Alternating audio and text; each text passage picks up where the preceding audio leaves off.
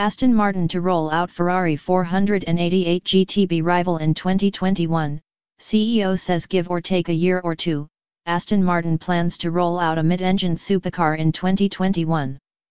The as yet unnamed Aston is slated to go after the likes of the Ferrari 488 GTB, Lamborghini Huracan, and McLaren 720s, or, in case anyone has been replaced, their successors.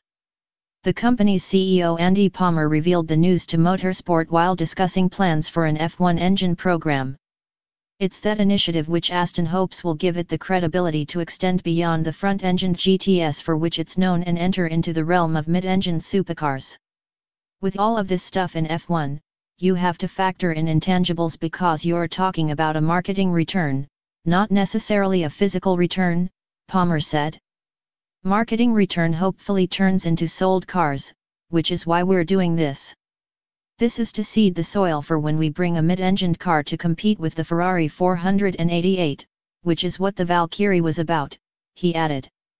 It's about creating credibility ready for when we go mainstream face-to-face with Ferrari, Lamborghini, and McLaren on the road. The timing of the 2021 regulations work really well because it is about the time we'll be bringing that car out.